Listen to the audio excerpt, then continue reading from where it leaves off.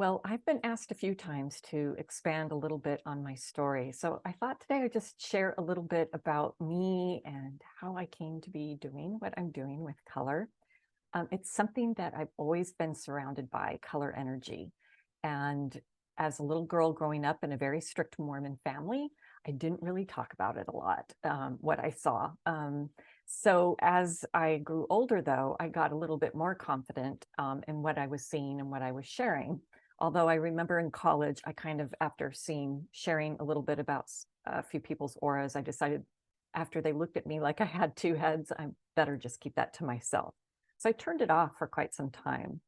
So my first job out of college was with Visa, and I did brand marketing. And I was an employee and a consultant for them for 8 years. And then I also worked on internet marketing and doing stuff with the Gap and Levi Strauss and Intuit, QuickBooks, focused on small business as well as focused on some fashion. After 12 years of that, I realized that I don't want to be doing this. Who am I pleasing? I felt like I was doing this corporate job to make my parents happy and not me. So I wanted to get back to what made me happy. And I realized that, you know what, I really want to open a women's clothing store. And so that's what I did in San Francisco. And it won Best Business Plan. It was successful in some ways, and it was not successful in other ways. And what I realized was that I'm not a retailer. And I didn't realize that I would be there 24/7 and there would be no weekends for me. And so after a couple of years, I closed it and I felt like a failure. But that was the big blessing in it all. It was a big learning for me. That's what failure is, anyways. And what ended up happening is that my former customers would keep calling me up, asking me to help them with their wardrobes. And then it was like almost the light bulb went off like, oh, I'm to be a personal stylist. And that made sense with all my love of transformation and makeovers and working with color and style and body types. It was just right up my alley. So that's what I did. And I ended up becoming super successful at it and started to train other personal stylists and started a blog, Wardrobe 911, which became really popular. I had people from all over the world coming to see me in San Francisco. I traveled all across the nation. I was a spokesperson for lots of different companies and even did morning shows on the major networks. So it was really, really quite successful. And that's when I also started into online training, which was in 2008. So I started a Style Institute. Well, what happened during that time was I started getting little warnings, little visits, warning me about my husband that I was married to at the time. And I didn't quite pay attention to it until maybe a year later when certain things had happened. And I realized, oh my goodness, I'm in the middle of a really like it was emotionally abusive, and there were signs that it could get worse. And so that's when I left. And after 8 years, 7 years, 8 years, we ended up divorcing. And for me, I was just really incredibly depressed for the next year.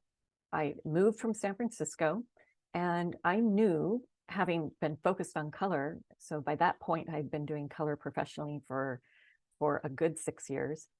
And I knew that I needed to use color to help uplift me. So that's when I painted 3 canvases, one of yellow because it was joyful and joyous, one of green because it was a new green. It was like a yellow green. So it was about new growth and nurturing and harmony. And then a third canvas, and they were big. They were 24 by 24.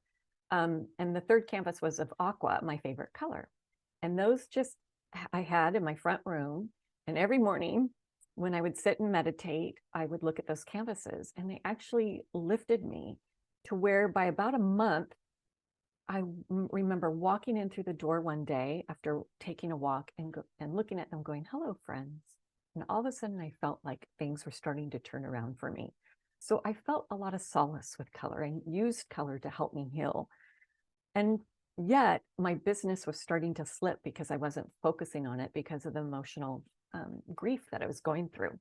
And what happened was I ended up selling my business and not really paying attention to my intuition at the time that was saying, don't do this, stop, stop, stop. But I didn't. I went through with it. And what ended up happening within 2 months of selling it, they had moved me down to the LA area to run the company. It was a house of cards.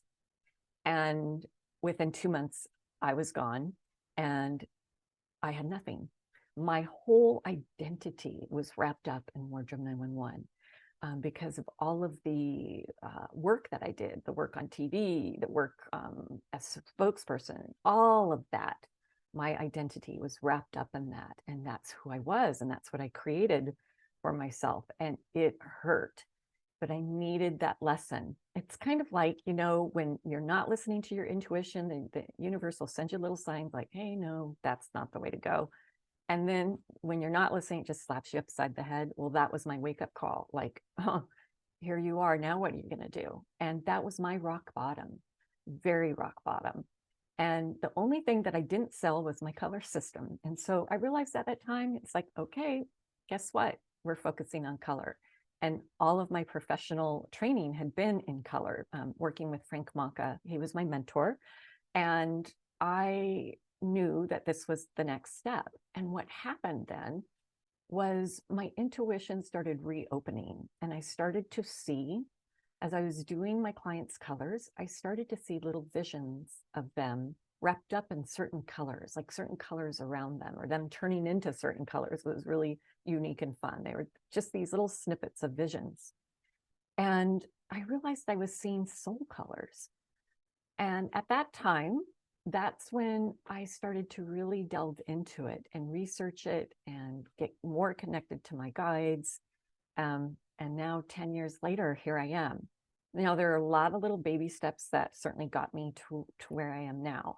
But the beautiful part of it, it's kind of like skywalking. You don't know where you're going to go. You just kind of follow the path that spirit, the universe lays out for you. And sometimes you just don't know what's going to happen, but you're always taken care of. So for me, it was like, I look at it now and I look at the time when I left corporate America and opened a clothing store. It's like, why did I do that? I mean, that was a big failure for me. But it had to happen because all of that learning from having that clothing store and working with women got me to Wardrobe 911, which got me more into personal colors and body type and transformation exterior wise, but there was an inner part to it too that I was noticing. And so then that got me to, well, you can't stay with this forever because it's very superficial. And I knew that I didn't want to be with it. And so it's like, okay, let's change everything.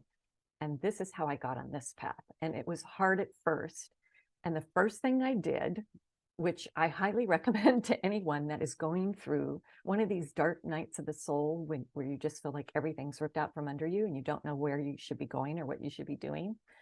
I actually did a journey to my future self where I time traveled to her. And I think I did it 5 years in advance. And what she told me when I went to go visit her, she shoved some paintbrushes in my hand and she told me to go and paint. She pushed me in a pool and told me to paint. So I didn't know at the time. I took her literally, which I did, but I also explored color. But it was more about kind of that Zen Buddhist idea of totally immersing yourself, being pushed into the pool, immersing yourself in being, immersing yourself in who you are truly. So that's what I learned. So that's the first step. And that's a little bit about me. Leave any questions below. I know I didn't really talk about like how my gifts grew, or I know I've talked about my higher self integration, which is a really key point. And I feel like that's really kind of all you need to know. But if you do have any other questions, certainly pop them in the comments below. I'd love to hear from you. And thank you so much for taking some time to listen more about my story. Okay, see you next week.